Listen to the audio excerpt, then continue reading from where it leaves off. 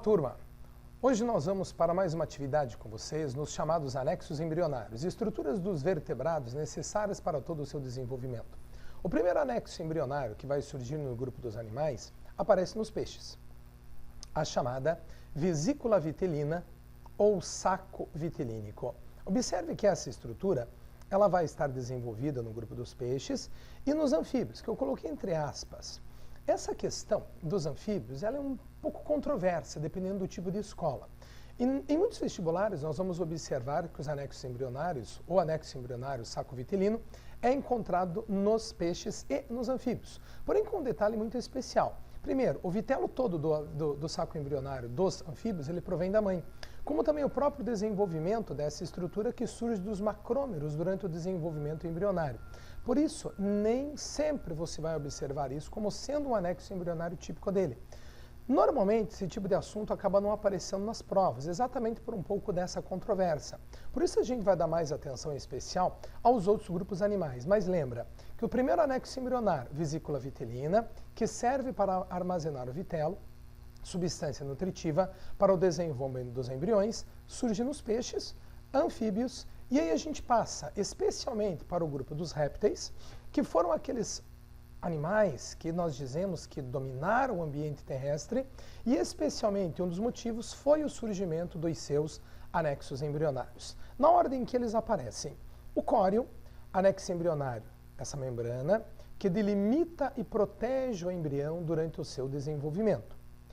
A casca, ela está marcada aqui, mas cuidado, casca não é anexo embrionário, é anexo materno. Para que os embriões de répteis pudessem se desenvolver no ambiente terrestre, o que foi uma grande vantagem adaptativa para eles, até porque quando surge o grupo dos répteis há cerca de 400 milhões de anos atrás, o ambiente terrestre estava completamente vazio. Por isso, uma grande vantagem colocar os seus ovos no ambiente terrestre, onde não existiam predadores. Para que esse embrião pudesse definitivamente poder se desenvolver no ambiente terrestre, além de um córeo, que é uma membrana que delimitava o local onde o embrião se desenvolve, era necessário que nele tivesse um mecanismo para a sua hidratação. E isso vem exatamente com esse anexo embrionário, essa membraninha azul aqui delimitada, chamada de âmnion. O âmnion é um anexo que serve para produzir o líquido amniótico, que hidrata, protege esse embrião contra choques ou impactos mecânicos, serve para lubrificar o embrião, impedindo que o próprio embrião venha a aderir-se à estrutura do ovo ou mesmo na estrutura de um útero, ajuda a regular a temperatura corporal e o equilíbrio osmótico. Então foi um grande avanço o aparecimento desse âmnion, mas não bastava para que esse embrião pudesse pôr os seus ovos ainda em terra. Ele já tinha um saco vitelino, que nós podemos dizer que é uma estrutura proveniente já da própria evolução do grupo dos peixes e do grupo dos anfíbios, como também era necessário a eles um local onde pudesse armazenar os seus resíduos do metabolismo. E isso vem com a estrutura chamada de alantoide. Esse alantoide, ele vai armazenar os resíduos do metabolismo, provenientes, portanto, do intestino posterior do desenvolvimento do embrião, e esta estrutura vai fazendo com que eles possam, entre aspas, conseguir se desenvolver no ambiente terrestre.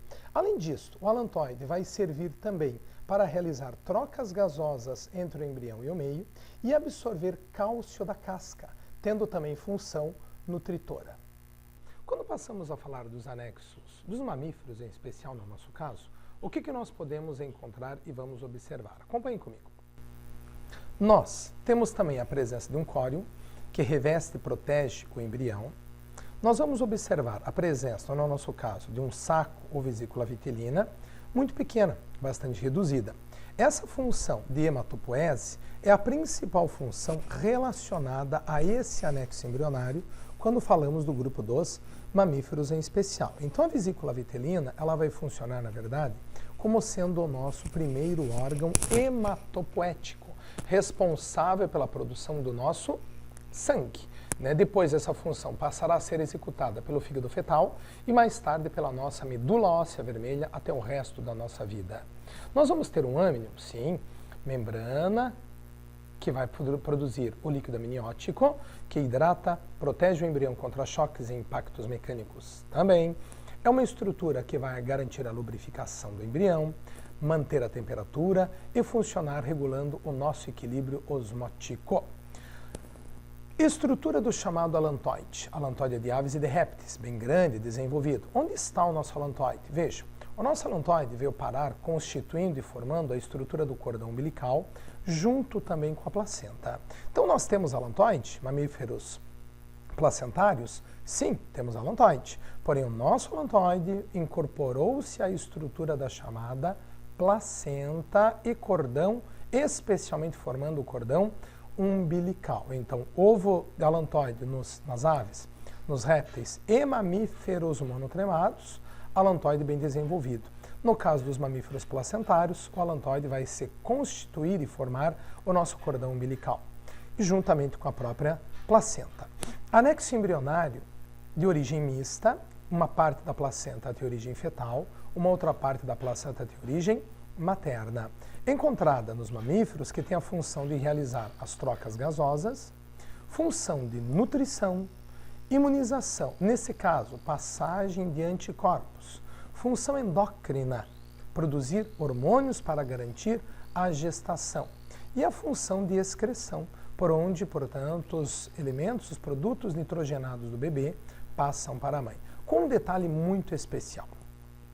Veja, placenta materna, placenta fetal. Não há mistura direta do sangue da mãe com o do bebê. Prestem atenção. Não existe mistura do sangue da mãe com o do bebê durante o período de gestação. Basta você parar para pensar e entender o seguinte. A mãe muitas vezes tem sangue A, o embrião, o bebê tem sangue B, algo totalmente possível. Imagine se houvesse mistura do sangue da mãe com o sangue do bebê. Sangue da mãe com o do bebê se misturando. Obviamente que o sangue da mãe e do bebê deveriam ter o mesmo tipo de sangue, o que não é verdade. Portanto, não há uma mistura direta do sangue da mãe com o sangue do bebê. O que existe é a passagem de nutrientes, passagem de gases, passagem de hormônios, sempre por difusão. Não há mistura direta dos gases ou dos nutrientes nesta situação. Aí você para e me pergunta, mas é aquela doença chamada de eritroblastose fetal? Gente, é uma doença ligada ao sistema imune, uma incompatibilidade materno-fetal ligada ao sistema RH, onde anticorpos da mãe passam para o bebê através da placenta por difusão, mas não porque há mistura de sangue durante o período gestacional. Tranquilos? Muito bom. E agora vamos trabalhar com vocês com algumas questões, também bastante interessante para a nossa fixação e acompanhamento da nossa matéria. Vamos aqui comigo. Questão número 1, questão da UEL. A placenta, uma das principais estruturas envolvidas no processo de desenvolvimento embrionário, surge precocemente, estabelecendo as relações materno-fetais até o nascimento. Com base no texto e nos conhecimentos sobre o tema, analise as afirmativas. O transporte de oxigênio e dióxido de carbono através da placenta se dá por difusão simples. Sim, passagem de nutrientes sempre por difusão. O sangue materno e fetal se mesclam? Não há mistura de sangue da mãe com o sangue do bebê nas vilosidades coriônicas da placenta. A placenta é uma estrutura de origem mista, com um componente fetal e um componente materno, perfeitamente. O vírus da rubéola pode atravessar a placenta e causar anomalias congênitas no feto. Vírus da rubéola, vírus da AIDS, protozoários como o Toxoplasma gondii, bactérias como a bactéria causadora da sífilis, o Treponema pallidum, podem sim, eventualmente, atravessar a placenta e causar malformações no bebê. Isso é verdadeiro, portanto. Seguindo adiante. Questão número 2. Leia o texto a seguir para responder à questão. Adquira um óvulo num país, faça a fertilização em outro, contrate uma mãe de aluguel num terceiro. Está pronto o filho com muita economia. As transformações sociais possibilitam novas formas de constituição familiar. O desenvolvimento científico e tecnológico consegue ajudar casais a terem filhos recorrendo à reprodução assistida.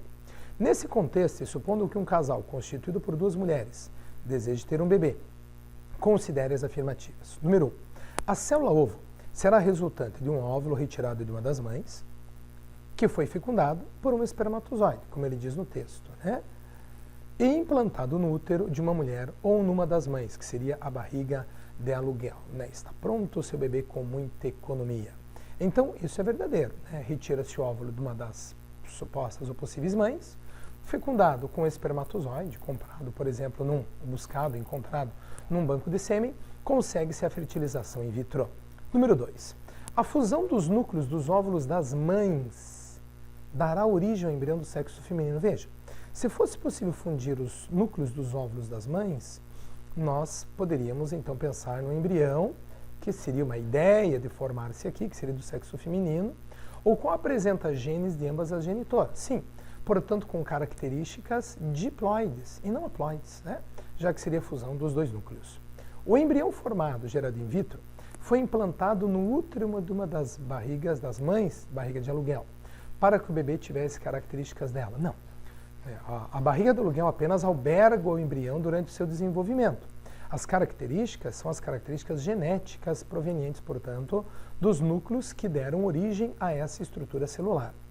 O bebê será do sexo feminino porque o núcleo diploide, que ele deu origem, o núcleo diploide já formado, é resultante da fertilização de um óvulo, de uma das mães, com um espermatozoide, haploide, com um cromossomo X. Se o espermatozoide tiver um cromossomo X, com mais o X do óvulo da mãe, ou ovócito secundário, que seria o termo mais adequado, claro que o embrião será, portanto, do sexo feminino, portanto, verdadeira alternativa.